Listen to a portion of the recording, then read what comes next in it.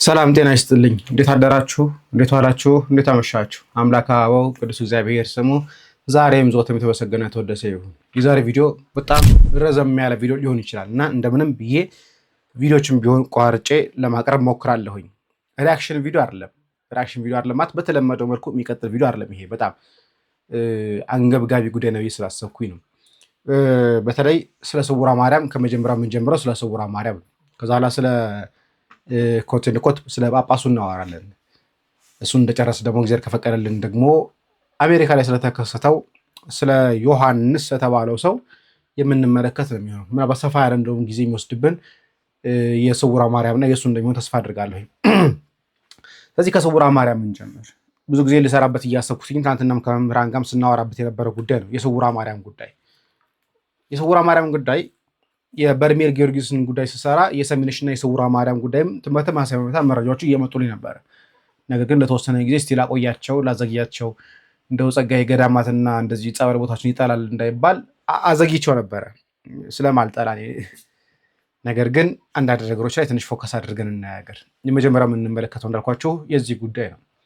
መጀመሪያ ኩዌሽን የሚነሳበት የመጀመሪያው ጥያቄ የሚሆነው ጉዳይ በተለይ ስለ ስውሯ ማርያም ሲነሳ ማንም ሰው ተነስቶ መኪናውን ይዞ የሚሄድበት ቦታ አይደለም። አይቻልም፣ አይፈቀድም። ሁለተኛ ማህበራት እንኳን አሁን ያለው እዚህ ስላሴ ማህበራት አሉ፣ ባለቤት ያለችበት ማህበር አለ እዚህ። እነሱ እንኳን እስቲ እዛ ሄደን ተጸብለን እንምጣ ብሎ ሲሉ እንኳን በእናንተ መኪና ከሆነ መኪናውን ሰብርባቸዋለን የተባሉት። በእናንተ መኪና በማህበራችሁ መኪና የምትመጡ ከሆነ መኪናውን ሰብረዋለን የተባሉት። ስለዚህ ልጅቷን እያጫወትን ደግሞ እንጨምራለን። በጣም የሚገርም ሁኔታ ላይ ይሄ ቤተክርስቲያኒቷ መምህራን ወይ ደግሞ የቤተክርስቲያኒቷ የበላይ አካላት ያውቁታል ወይ ቢባል ጥያቄ ምልክት መግባት አለበት። ቤተክርስቲያን መንፈሳዊ ጉዞ አዘጋጁ ተብሎ የሚሰጠው ለማህበራት ነው። ብዙ ማህበራት ይኖራሉ እንጂ የሆነ ሰው አካል ብቻ ቤተክርስቲያኒቷ በኮንትራት ይዞ ከእኔ ውጭ ማንም ሰው እዚህ ገዳም ላይ አያመጣም ተብሎ የተሰየመበት ጉዳይ አይገባኝም። ባይሆን እስቲ የእህቴን እየሰማሁኝ መሀል ላይ ሀሳብ መጨመር ካለብኝ እየሰጠሁኝ እንትን እንላለን። እህቴ ቲክቶክ ላይ ቪዲዮ አየኋትኝ። ሀሳቧን ስውሯ ማርያም ላይ የገጠማትን ነገር እየተናገረች ነው። እንስማት። ስውሯ ማርያም ገዳም ከመሄዳችሁ በፊት ማወቅ ያለባችሁ ነገር ልንገራችሁ። ለድምፄ ትንሽ ይቅርታ ጠይቃለሁ፣ ጉንፋን አሞኝ ነው እና እኔ የሄድኩት የካቲት 23 ነበረ። የካቲት 23 የደርሶ መልስ ጉዞ ነበር የቆረጥኩት። የቆረጥኩበትን ፔጅ ደግሞ ላሳያችሁ። በእነዚህ ነበረ ቡክ ያደረኩት። ይኸው ስልክ ቁጥራቸው እና ደውዬ ቡክ ሳደርግ አርብ ነው የደወልኩለት። እሑድ መተሽ ነው ፔመንትሽን የምትፈጽሚው፣ ቦታ ይያዝልሻል አለኝ። ከ11 ሰዓት እስከ 11 ተኩል ድረሽ አለኝ። ከቤት 11 ሰዓት ወጥቼ እዛ 11 ሰዓት ተኩል ደረስኩኝ። እዛ ከደረስኩ በኋላ በጣም ብዙ መኪናዎች ነው ያሉት፣ በጣም ብዙ እና እዛም ብዙ ሰው ነበረ እና የትኛው መኪና የነሱ ማህበር ነው የሚለው ብዙ ሰው ግራ ጋብቶ ነበር። ምክንያቱም ባነር አልለጠፉም፣ ምንም የተለጠፈ ነገር የለም። በቃ ስውሯ ማርያም ገዳም የምትገቡ ብቻ ነው የሚባለው እና በጣም ብዙ ሰው ግራ ተጋብቶ ነበር። እዛ ፋይናሊ ምን አደረጉ? በኤፎር ወረቀት የገዳሙ ጉዞ ነው የሚል እና አሁን ካሳየኋችሁ ቁጥር አንዱን በኤፎር የገዳሙ ጉዞ ነው ብለው አንድ ቁጥር ብቻ ጻፉ። እንግዲህ 3 ቁጥር ነው እዛ ያለው፣ አንድ ቁጥር ብቻ ጻፉ። ከዛ ሰው በቃ እሺ ብሎ ገባ፣ ምንም ማድረግ ስላልቻለ ማለት ነው። ከዛ በኋላ መንገድ ከመጀመራችን በፊት አንድ ወጣት መጣና ብር ስትከፍሉ ኩፖን ይሰጣችኋል፣ እሱን ኩፖን በኋላ እዛ ገዳም ሄዳችሁ ምሳ መብያ ነው እያሳያችሁ የምትገቡበት ነው አሉን። ማስታወቂያቸው ላይ ምሳን ጨምሮ ነው የለጠፉት ፕራይስ ማለት ነው። እሺ ያለንና በጣም የቸኮላ ጸሎት አደረግን። ከዛ መንገዱ ተጀመረ። 11 ሰዓት ከ40 መንገድ ጀምረን ነበረ። ግማሽ መንገድ ላይ ስንደርስ ባይዘው ስንሄድ መዝሙርም የለም፣ ስለ ገዳሙ አመሰራረት ስላደረገችው ተአምር ምንም የተነገረ ነገር የለም። ለቅሶ በደምብ ስሙ። የቤተክርስቲያን መንፈሳዊ ጉዞ ሲዘጋጅ ሆነም ሲኬድ አንዱ ነገር መሀል ላይ ወሬዎች ሳይወሩ በጸሎት የተከፈተ ጉባኤ ስለሆነ እየተዘመረና ትምህርት እየተሰጠን የሚኬደው። ግን ስውሯ ማርያም የሚያስተባብሩ ሰዎች ግን እንደዚህ አይነት ነገር የላቸውም። መዝሙርም አይዘመርም፣ ስብከትም የለም። እንዳላችሁ ጸሎቱም ደግሞ በፍጥነት ያለቀ ጸሎት ነው። በደንብ ልምብ አድርጉልኝ። ይሄ እውነተኛ የቤተክርስቲያን ማህበር ነው ወይስ የምን ማህበር ነው የሚለውን ነገር እንመለከተዋለን። ሆኖ እየሄድን የሚመስለው በቃ ሁሉም ዝም ብሎ፣ እንደውም እኛ እየዘመርን ነበር ግማሽ መንገድ ላይ እና አንድ ወጣት ልጅ ገባና መኪና ውስጥ ነጠላም አልለበሰ፣ ምንም አላደረገም። ብር ጨምሯልና ክፈሏል። ከዛ ያን ያህል ሰው እንትን አላለም ቅሬት እና ያን ያህል ዋጋ መጨመሩ ሰውን ቅር አላሰኘውም። ምክንያቱም አርብ ደውለን ስንጠይቃቸው ፕራይስ ጨምሯል ስላሉን እሺ ምናምን ነበር ያላቸው። ከዛ ከከፈልን በኋላ ኩፖን መጠበቅ ጀመረን እኛ ልጁ ስላለን ማለት ነው። ያ ልጅ በቃ እንደዛ ተናግሮ ሄደ።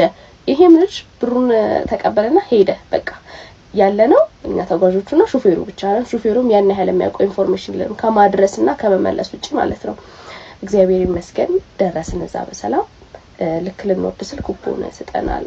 ከዛ በቃ ዝም ብዬ እኔ ቁጥር ልስጣችሁ አለን ብሎን ሰጠን። ዝም ብሎ ያለነው ሰዎች ማለት ነው።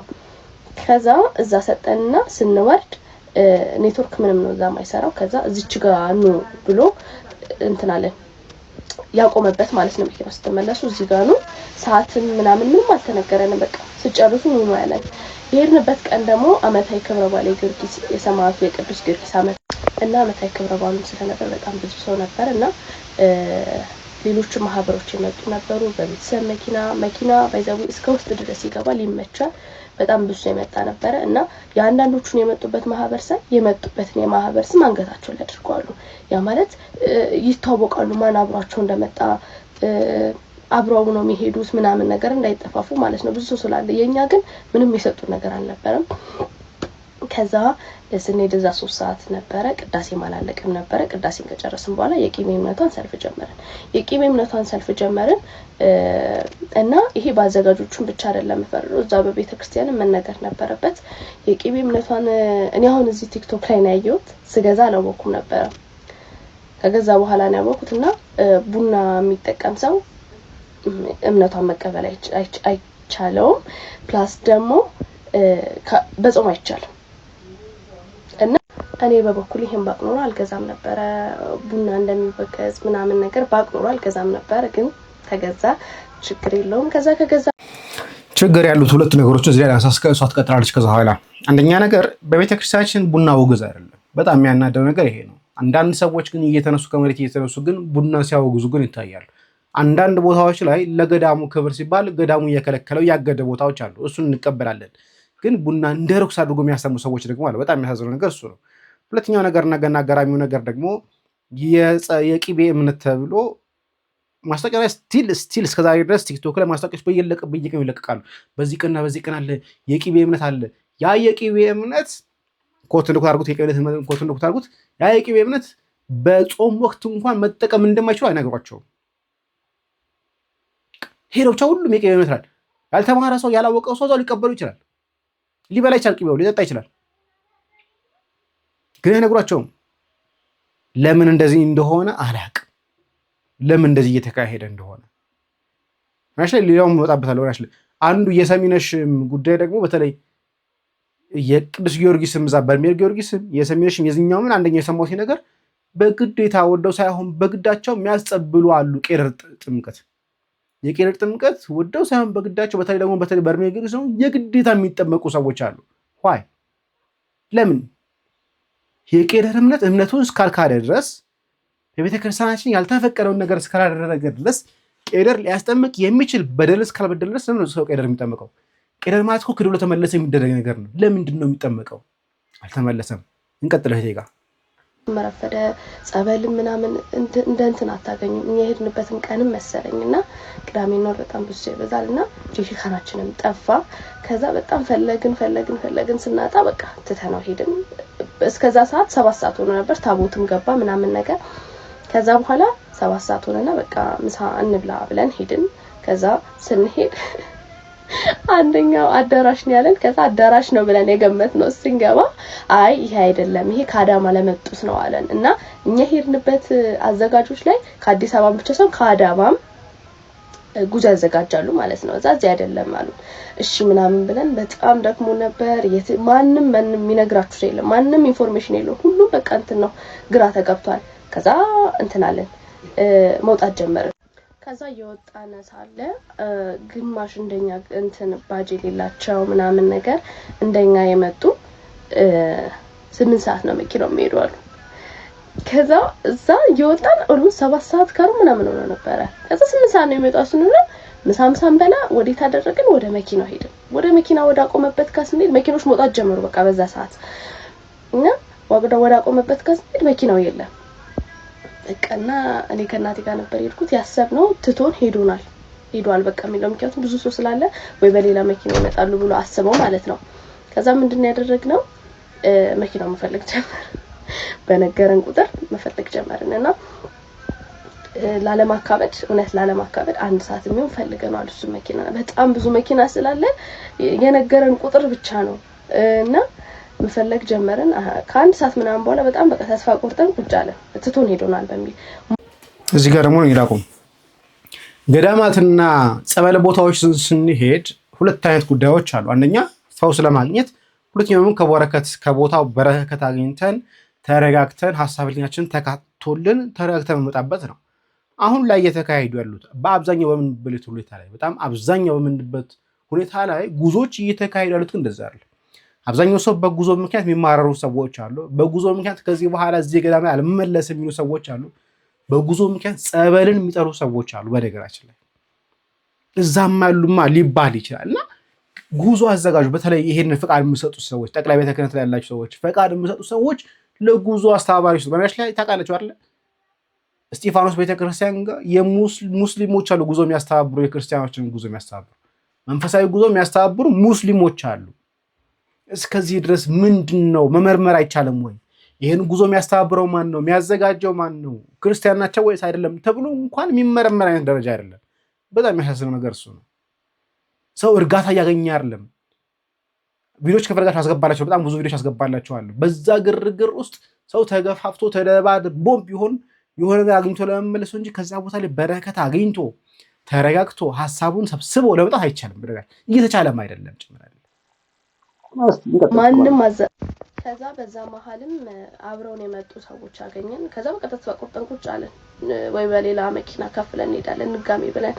ከዛ በኋላ አንድ ሹፌር መጣና ምን ጠፍቷችሁ ነው ሲለን ነገርነው። እዛ እርሻ ውስጥ ገብቷልና ፈልጉት አለን።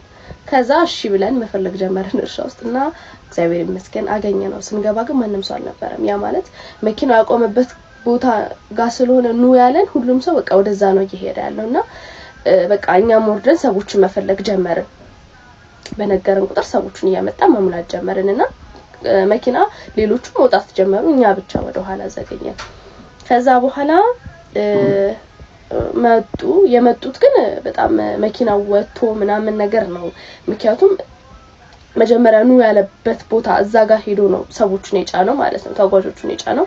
ከዛ መንገድ ጀመርን እና እኛ ሾፌሩን መውቀስ ጀመረን። እንዴት እንደዚህ ያደርጋሉ? እንዴት ለአንድ መኪና አንድ አዘጋጅ መኖር ነበረበት? እንዴት አይመጡም?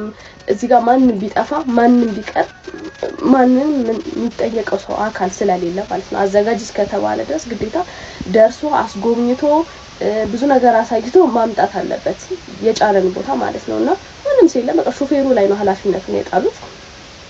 ከዛ በቃ እሱም ማለት እኔ ብዙ ጉዞ ይጃለሁ ብዙ ቦታ እንትን ብያለሁ፣ ግን እንደነሱ አይነት እንደዚህ ሪስፖንሲቢሊቲ የጎደላቸው አዘጋጆች አይቻላልም፣ ሲበዛ ከየለስ ናቸው ምናምን ነገር አለን። ከዛ እሱም ላይ መፍረድ ስለማንችል ሄድንና እንደጋጣሚ እየወጣ ለምንድን ነው ኬርለስ የሚሆኑት? አንደኛ ነገር ከነሱ ውጪ በነገራችን ላይ ጓደኛ ጋር የተደዋወል ነበር እነሱን ጉዞ ለማዘጋጀት ብለው የሆነ መኪና አዘጋጁና ናኒ ሪስት ሄጄ ባለፈው መስታወት የሰበሩብኝ ያለው። ስለዚህ እዛ ብትሄድ መስታወትን ሊያደቁብህ ስለሚችል ከነሱ ውጪ ማነው ስለማሄድ ማን ይቆጣጠራቸዋል? ከነሱ ውጪ ገዳሙ አትሄድም። ስልክ ከፈለጋችሁ እዛ የቴሌግራም ላይ ልጅ ይለጥቅ ፖዛግና ተመለሱና ተመልከቱት። በስልክ ደውሉና መኪና አለኝ መጣት ይችላል ወይ በሏቸው። እስቲ አይፈቀድላችሁ፣ ከነሱ ውጪ አይፈቀድላችሁ። አይ እንመጣለን ብትሉ እስቲ እናያቸዋለን ነው የምትባሉት። እውነቴን ነው፣ እስቲ እናያለን ነውና ነው የሚባለው። እስከዚህ ድረስ ያ ገዳም የግለሰቦች ነው። ማነውስ ቤተክርስቲያን ያ ገዳም ከዚህ ከገሌ ውጪ ይሄን ጉዞ ማዘጋጀት አይችልም ተብሎ ፈቃድ የተሰጠው ለማን ነው? ገዳሙ ራሱ መብት አለው እንደዛ ማለት? ከኔ መኪናዎች ውጪ እንደው ገዳሙ ነው መኪና የሚያዘጋጀው ገዳሙ ነው እንኳን ቢባል ኮቴሽን መግባት አለበት። ከኔ ውጪ ለመኪና አይመጣም የሚል መብት ማሰጠው። ቤተክርስቲያን እስከሆነ ድረስ የሁሉም ነው። ማንም ሰው ሲታመም ጸበል ሲያስፈልገው ሄዶ ሊጸበል መብት አለው። ከኔ መኪና ውጭ አትመጣም፣ በዚህ መኪና ውጭ አትሄድም ተብሎ ሊነገርበት የሚችልበት ምክንያት ግራ እየገባኝ ነው ለመናገር። ይሄን ሃይቫይ አካላት ሊመለከቱ ይገባል ብዬ አስባለሁ። በደንብ ሊወያዩበት ይገባል። ግን እንቀጥል ሳለ አየናቸው። ይሄውን እኮ አዘጋጆቹ ብሎ አሳየንና ስንሄድም ስንመጣም ያላየናቸው ስንወጣ ብቻ ነው ያየናቸው። እንግዲህ ይታያችሁ ወንዶችም ሴቶችም አሉ። ኦኬ ምናምን ብለን አልፈን ሄድን እና ስንሄድ በጣም ነው በፍጥነት እየሄድን የነበረው ማለት ነው። እንደዛም ሆኖ እዚህ አዲስ አበባ 3 ሰዓት ምናምን የደረሰው 3 ሰዓት ከገባን ከዛ እኛም እሱን አመስግነን ወደ ቤታችን መጣን። ወደ ቤታችን መተን በጣም ብዙ ሰው በቃ እዛ መስቀላደመ ብታይ አንዱ ጫማው ጠፍቶበት አንዱ ምኑ ጠፍቶበት በጣም ነው በቃ እውነት የሚያሳፍረው። በጣም ሁሉም በቃ ተማሩ ሲያወራ የነበረው በጣም። ከዛ በኋላ እዚህ ቤት ከገባን በኋላ በንጋታው ኔክስት ዴይ ደወልኩኝ።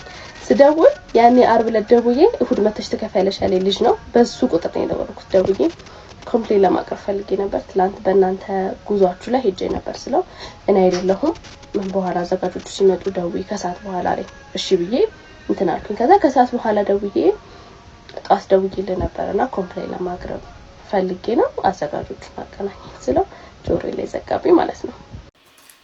መንፈሳዊ ማህበር ናቸው።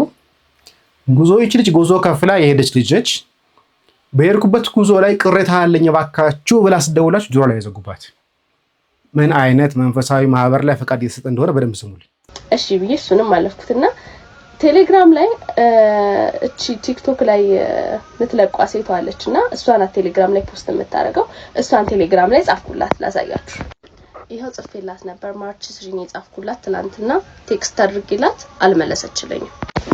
እና በእነዚህ አዘጋጆች እውነት ባትሄዱ እኔ ሪኮመንድ አደርጋለሁኝ። እዛ ብትቀሩ የሆነ ነገር ብትሆኑ ቼክ የማያረጓችሁ ሰዎች ናቸውና መግዶላችሁን እንኳን የማያውቁ ሰዎች በቃ ብር ተቀብሎ የወረደ ልጅ አላየነውም በቃ ከዛ በኋላና ቱ ቢ ሆነስት እኔም ገዳሙን ያወቅኩት በእነሱ የቲክቶክ ፔጅ ላይ ነው። እዛ ግን ሄጄ ከመጣው በኋላ ሌሎች አዘጋጆች በጣም ብዙ አየሁኝ ቲክታክ ላይና ብዙ ሆናችሁ ሄዳችሁ ከምንም ሳትሆኑ ከመምጣት ከቅዳሜና እሑድ እንዳትሄዱ። ከዛ ውጪ ሄዳችሁ ትንሽም ብትሆኑ 2 መኪናም 3 መኪናም ቢሆን ሄዳችሁ እምነቷን እንደፈለጋችሁ አግኝታችሁ ጠጥታችሁ በደንብ ጸልያችሁ መምጣት ትችላላችሁ። መኪናም እስከ ውስጥ ድረስ ይገባል። ሩቅ አይደለም፣ መንገዱ ቅርብ ነው። እንደዛ ማድረግ ትችላላችሁና ይሄን ለማለት ነው። አመሰግናለሁ።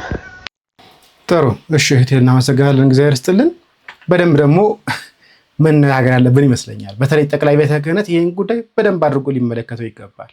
ለማን ፈቃድ እየሰጠ እንደሆነ ሊሰመርበት ይገባል። እነኚህ ሰዎች የብር እየበሉ ነው እንጂ ብር እየበሉ እየሰበሰቡባቸው ነው እንጂ ቤተክርስቲያኒቷን እያስተዋወቋት አይደለም።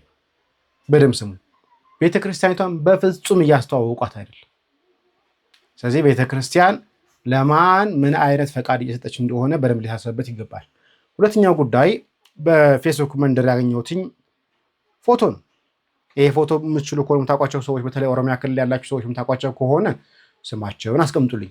ስማቸውን ፈልጌ ያጣሁትኝ ኮሜንቶችን ለማንበብ ሞከርኩኝ። ማንም ሰው ስማቸውን ሊገልጽልኝ አልቻለም። ቤተክርስቲያን የምታውቃቸው ከሆነ አንድ ነገር እንዲባል፣ ቤተክርስቲያን የማታውቃቸውም ከሆነ ደግሞ ይሄንን የከበረ የጳጳሳትን አስኬማ ለብሶ የሚቀልድ እንዴት ዝም ተባለ አላውቅም። ተመልከቱት፣ እያሳለሙ ነበር። ከዛ በኋላ ተመልከቱ ያው አስኬማ የለበሰ ኮቴን ጳጳስ ብዬ ልጥራው ምን ግራ ይገባኝ ስለሆነ አስኬማ የለበሰ ሰው እንዴት አድርጎ ነው እንደዚህ እህቱን እንኳን እንደዚህ ማቀፍ አይችልም። በነገራችን እህቱን እንኳን እንዲህ ማቀፍ አይችልም። ግን ተመልከቱት አስኬማ ለብሷል፣ መስቀሉን ይዟል፣ አይከኑን አድርጓል። እዚህ ጋር ግን ሴት እንደዚህ ያቀፈ ነው። ይቺ ሴት ታዲያ ምን ጀመረች አትሉኝም? ያው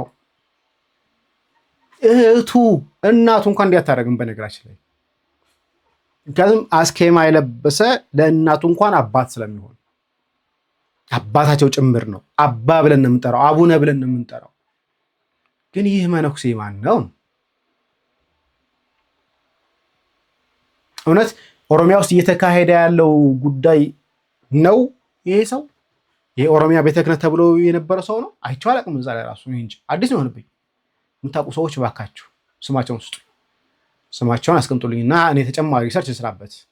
ካልሆነ ግን ለሚመለከተው አካል ይህንን መረጃ ብታደርሱልኝ ደስ ይለኛል። በእውነት በጣም በጣም በጣም የሚያስጠላ የሚያስቀይም ስራ ነው የሰሩት። በጣም እንጃ ኦሮሚያ ውስጥ ያሉ ወንድሞቻችን እንዴት ዝም እንዳሉ ግን አላውቅም።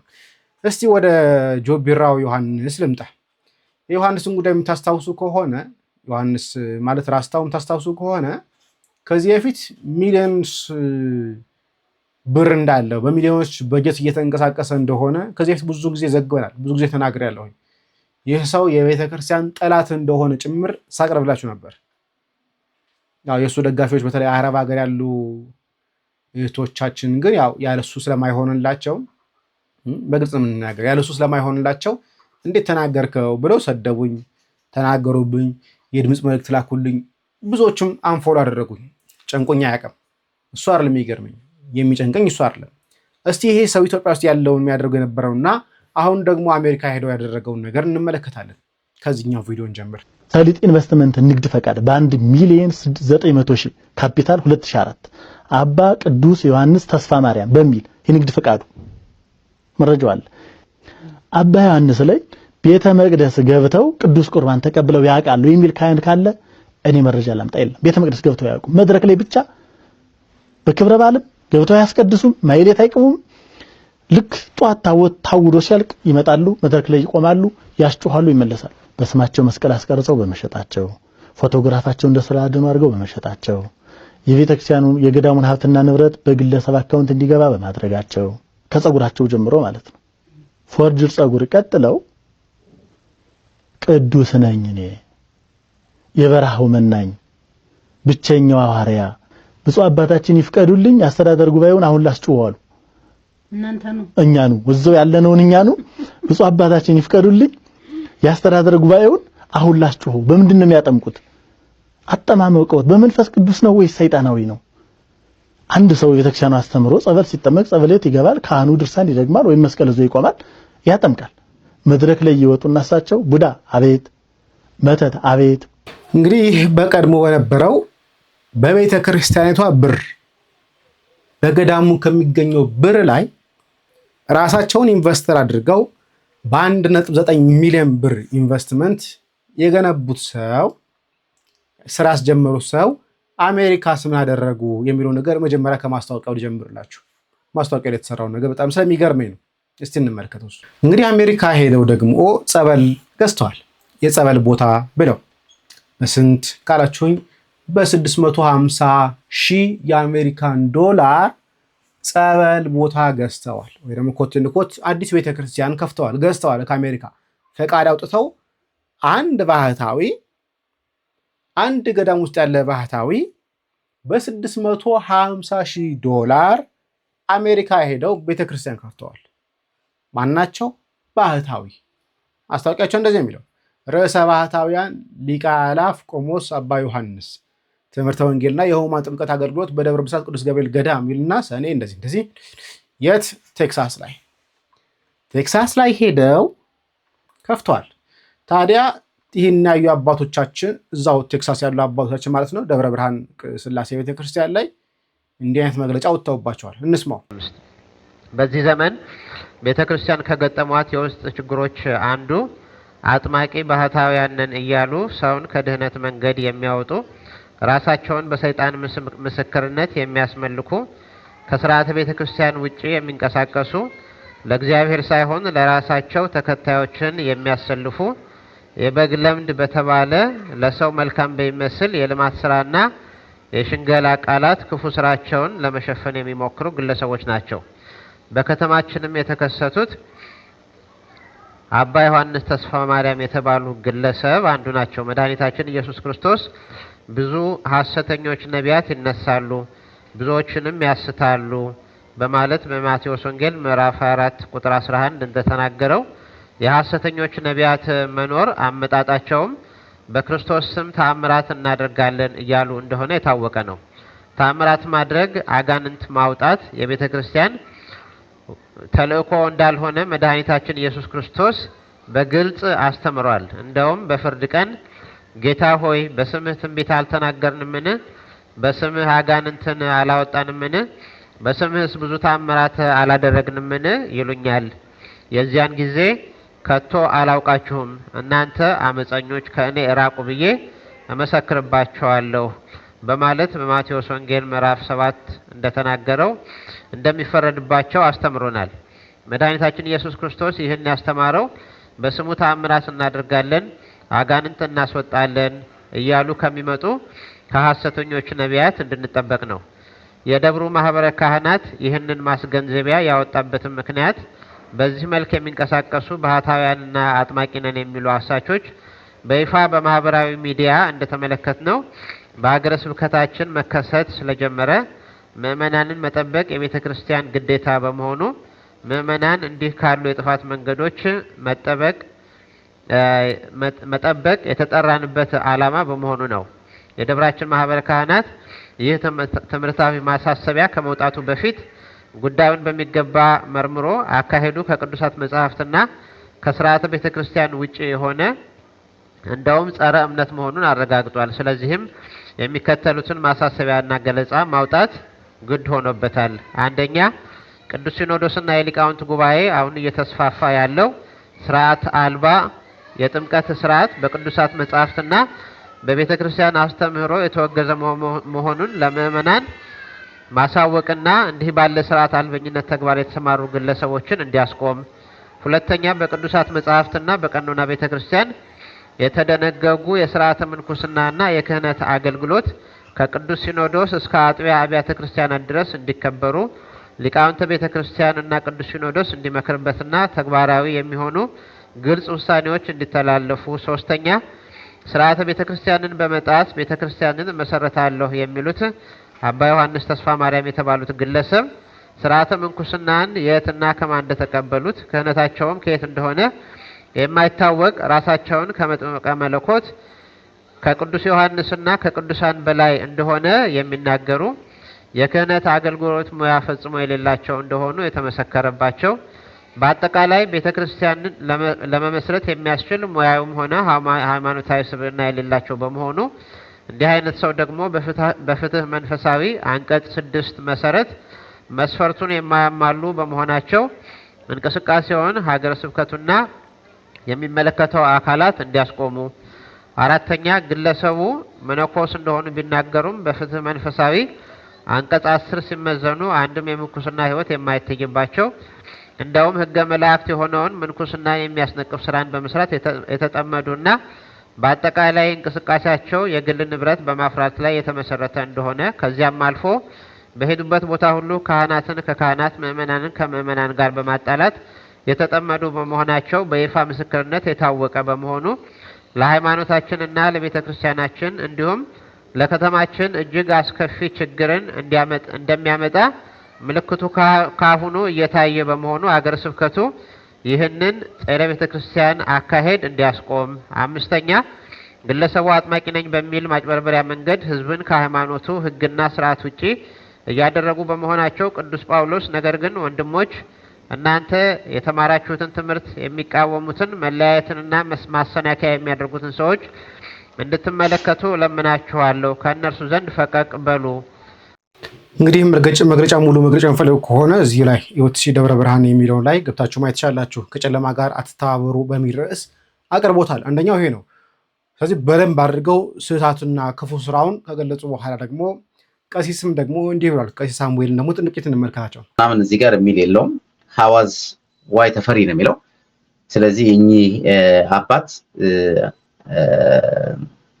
አባ ሐዋዝ የሚባሉት የዚህ ቤተክርስቲያን ፕሬዚዳንት ናቸው ማለት ያው አስተዳዳሪ ናቸው ማለት ነው፣ በዚህ ሀገር ቋንቋ ማለት ነው። ታዲያ ይሄ የዛሬ 24 ዓመት 20 years ago ማለት ነው። አሁን ያለንበትን ወር ስናበዛው ከተመሰረተበት አሁን ትክክለኛ የወጣው ይሄ ዶክሜንት የወጣው በዚህ ሳምንት ውስጥ ነው። በጣም በሚገርማችሁ ሁኔታ ማለት ነው። አዲሱ ቤተክርስቲያን 3 ወር ሆኖታል፣ ያኛው ደግሞ 24 ዓመት ሆኖታል። ለ24 ዓመት ሲገለገሉበት የነበረውን ቤተክርስቲያን አሳልፈው ነው የሰጡት ለዚህ ሰው ከኢትዮጵያ መጥተው ማለት ነው። እንዳልካቸው ቤተክርስቲያን ሲመሰረት ምዕመናንና ካህናት ተባብረው ነው። በዛ ላይ ደግሞ እዚህ ላይ ያሉት ኦፊሻሊ ኦፊሰር ወይም ዳይሬክተር ተብለው ያሉት አካላት ናቸው ለዛ ቤተክርስቲያን መስራችም እነሱ ከመሆናቸው አንፃር የተነሳ አንድ ችግር ቢመጣ የሚጠየቁት ማለት ነው። ስለዚህ አሁን የቤቱን የተገዛበትን ፋይልን ብታዩት በስሙ ነው የተገዛው ማለት ነው። በጣም በሚያሳዝን መንገድ ማለት ነው። እንዲህ ይላል። ይሄንን ቪዲዮ ስሙት። ያው መግቢያው ይሄ ነው። ያለንበት ቤተክርስቲያን እያስተዋወቁ ነው። ሰዎች ስሙን እያሉ ይጠይቁኛል። ስሙንም ያወጣው ያው እንግዲህ መንፈስ ቅዱስ ነው። እንግዲህ እግዚአብሔር ያሳያችሁ። እኚህ ሰው በጣም ትልቅ ሰው ናቸው ብለን እናስብና እኔ አንቱ ልበላቸው። ደግሞ በጣም እኚህን ሰው ለሚከተሉ አካላት ያው ፎቶአቸውንም የሚያሰግዱ በጣም ትልቅ ተራራ ላይ ከሚያስቀምጧቸው ሰዎች መካከል ውስጥ አሉና እኚህ ሰው ያው እንግዲህ እኔ ስሙን ማን ነው ይሉኛል እና ስሙን የሚያወጣው መንፈስ ቅዱስ ነው ይላሉ። የዛሬ 3 ወር እኮ እኚህ ሰው ለአሜሪካ መንግስት የምመሰርተው ቤተክርስቲያን ስሙ ሞናስትሪ ኦፍ ሆሊ ስፒሪት ኤንድ ቨርጂን ሜሪ ነው ብለው ስም አውጥተዋል። አሁን ደግሞ ምን ይላሉ እዚህ ጋር? ያው እንግዲህ ስሙን የሚያወጣው መንፈስ ቅዱስ ነውና በጣም ብዙ ሰዎች ስሙን ማን ነው እያሉ ይጠይቁኛል ይላል። በጣም እኮ እግዚአብሔር ምስክሬ ነው። እኔ ምን አይነት ምን ብንሆን ነው የምናስተውለው? እኔ እነዚህን የሚከተሉ ሰዎች ግን አሁን ተመልከቱ፣ እየጠፋ ያለ ህዝብ አለ። ድጋሚ እንደገና ደግሞ በዚህ በአሜሪካ ውስጥ እንግዲህ ዳላስ ጠቅላይ ግዛት ውስጥ ወይም ዳላስ ሲቲ ውስጥ ሊጠፋ የተዘጋጀ ህዝብ አለ ማለት ነው።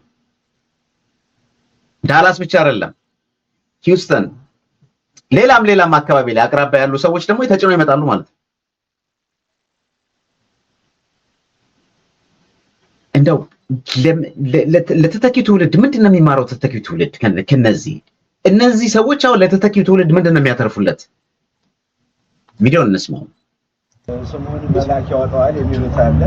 አሁን የጸበሉን ቦታ ግን ተደጋጋሚ ሰዎች እየመጡ ያሉት አለ። በቅርቡ እንነግራቸዋለን። ሌላው ነገር ተመልከቱ፣ በቅርቡ እንነግራቸዋለን ነው የሚለው። ሰውየው ስራ እየሰራ ነው። ዘጋጁ ማን ነው?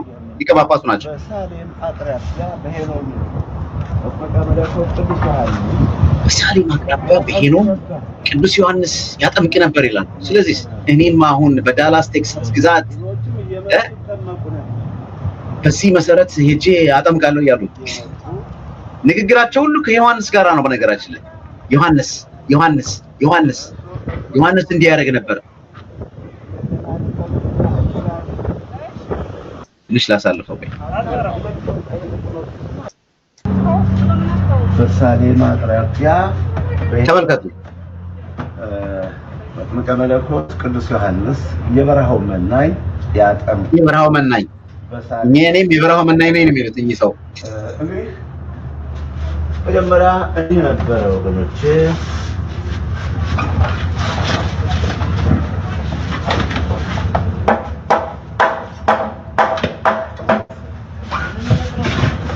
ኧረ ወገኔ ንቃ! ኧረ ካህናት፣ ዳላስ ጠቅላይ ግዛት ያላችሁ ካህናት 8 ደብራት አድባራት አሉ። ትልልቅ አድባራት፣ በጣም ትልልቅ የምናከብራችሁ አገልጋይ ካህናት ያላችሁበት ዳላስና አካባቢ ላይ ያላችሁ ምን እስከሚሆን ነው የምትጠብቁት? አንድ የደብረ ብርሃን ቅድስት ሥላሴ ቤተክርስቲያን ብቻ ነው ይህ ትክክል አይደለም ብሎ የሚናገረው?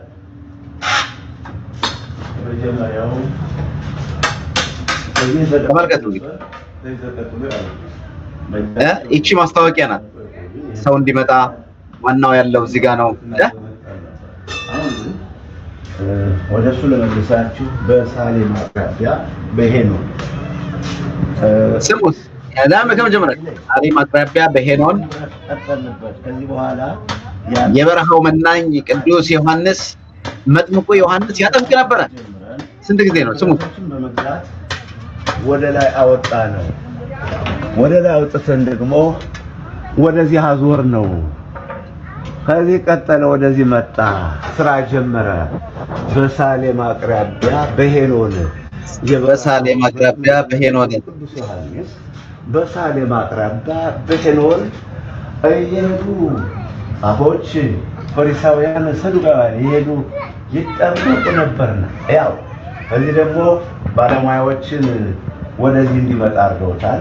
እንደገና እዚህ ደግሞ ላይ እንግዲህ ሁሉንም እያፈሰሰ ስራ ላይ መዋሉን ላሳያችሁ።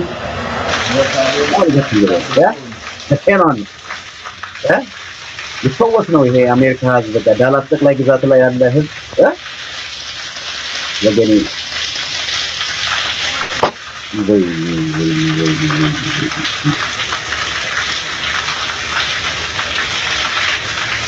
ወይ ወገኔ ከጨለማ ስራ ጋር ተባበሩ ይላል መጽሐፍና እንዲያረጉ ተመልከቱ። ቤተክርስቲያኑ እንግዲህ ኦፊሻሊ ስራ አልጀመርኩም ብለዋል፣ ግን አሁን እያስተዋወቁ ነው እሳቸው። እኛም እያስተዋወቅንላቸው ነገራችን ዳላስ ጠቅላይ ግዛት ያላችሁ ማህበረ ካህናትና ማህበረ ምዕመናን ለበጎቹ ምትራሩ በጎቹን ከተኩላ እናድናለን ብላችሁ የምታምኑ ከሆነ ሁላችሁ ተሳትሩ ይህንን ስራ ተባብራችሁ ማስቆም ትችላላችሁ። አለበለዚያ በእናንተም ላይ በምታገለግሉበት አጥቢያ ላይ ሊፈጠር የሚችለውን ነገር ማሰብ አለባችሁ። እውነቴን ነው የምነግራችሁ።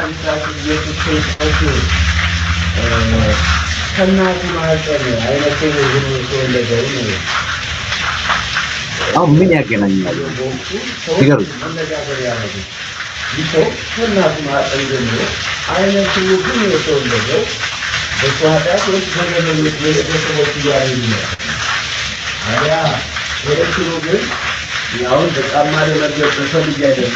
በነገራችን ላይ ባዶ እግራቸውን ነበር የሚያደርገው። አሁን ጫማ ማድረግ ጀምረዋል እንግዲህ አሜሪካ። አሁን ደግሞ ጫማ አድርጌ ነው የገባሁት፣ ይቅርታ አድርጉልኝና እናንተ ለማሳየት ነው። አልተባረከም፣ አልተጀመረም ይላል። አሁን የዚህ ባራኪ ማን ነው? ሊቀ ጳጳሱ እና ሊቀ ጳጳሱ ለምን ዝም አሉ ለሚለው ቋንቋ የሊቀ ጳጳሱ ዝምታ በአንድም በሌላም ቤተክርስቲያኑን በመሸጥ ደረጃ ማለት ቤተክርስቲያኑ ወደኚህ ሰው ስም እንዲዛወር ወይም ላይሰንስ እንዲያወጡ ከማድረጉ አኳያ አያውቁም የሚል ሰው ካለ ተሳስቷል ማለት ነው። ምክንያቱም ቤተክርስቲያኑ ቀድሞ በነበረው ስሙ ሊቀ ጳጳሱ ዳይሬክተርም ኤጀንቱ ናቸው። ስለዚህ በቀጥታም በተዘዋዋሪም ይመለከታቸዋል ማለት ነው። እሳቸው ሳያውቁ የሚደረግ ምንም ነገር የለም ማለት ነው። በነገራችን ላይ በደረሰኝ መረጃ ታቦትም እንግዲህ የሚያመጡት ሊቀ ጳጳስ ኢትዮጵያ ናቸው ተብሏል እና ቀጥታ እንግዲህ ኦልሬዲ ሁኔታዎችን እየጨረሱ ነው። እኔ ማስተላለፈው በዳላስ አካባቢ ላይ ያለ ምናልባት ሙሉውን ገብታችሁ ትመለከቱ ደግሞ ደስ ይለኛል። ኢትዮጵያ ቤተሰብ ላይ ያወጣው መግለጫ በሚል ያው ርዕሱ እዛ ታች ላይ ስለምታዩት ገብታችሁ ተመልከቱት። ቤተክርስቲያን እንዲህ ሲደረግ ለምን ዝም እያለች እንደሆነ አላውቅም። በአሜሪካ ያሉ በውጭ ሀገር አትሊስት ሰልጥነዋል ይባሉ ነበር። እኔ እስከማውቀው ድረስ አትሊስት የተሻለ ነው፣ አመለካከታቸውም ጥሩ ነው። አትሊስት ማገናዘብ ይችላሉ፣ ከተማ ውስጥ ያሉ ይባላል። ግን ተመልሰው ግን እንዲህ አይነት እስር ቤት ውስጥ ሲገቡ ግን በጣም ያሳዝናል። እኔ ከተማ ውስጥ መኖራቸው እንደውም ምንድን ነው የሰለጠነ ከተማ ውስጥ መኖር ይሄን ነገር እንዳያስተውሉ ካደረገ ችግር አለ ማለት ነው። በጣም ችግር አለ። እንደ ኢትዮጵያ ውስጥ ያለው አብዛኛው የሚከታቸው ገጠር ያለውና አረብ ሀገር ያለው ነው እንበል። እነሱም የሳን ትምህርት ስላልተማሩ ግን እንደ ውጭ ሀገር ያለውስ ምን ሆኖ ነው? ግን ብቻ ያሳዝናል። ከእንደዚያ ነገር ይሰውራል።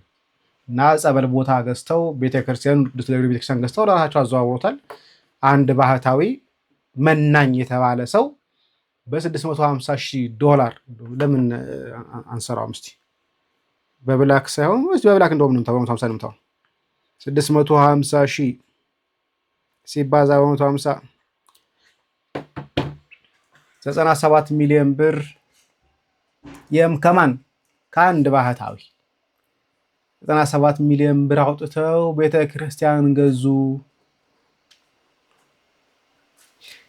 ይህን ሰምታችሁ ካልነቃችሁና ኮሜንት ላይ ስድብ ምጽፉ ሰዎች ታዝንላችኋለሁ። መድኃኔዓለም በሚያውቀው በጣም ነው ማዝንላችሁ። ማዘን ብቻ ሳይሆን ማዝንባችኋለሁ። ለማንኛውም ይሄ ለማሳለፍ ይወጣው። ሰላም እግዚአብሔር ከእኔም ከእናንተ ጋር ይሁን። ቸር ቆዩ። እመቤታችን የጎደለውን ትሙላልን፣ የጠመመውን ታቅናልን፣ የራቀውን ታቅርብልን፣ የታመሙትን ትፈውስልን፣ ያዘኑትን ታረጋጋልን፣ የተቸገሩትን ሁሉ ነፃ ታደርግልን።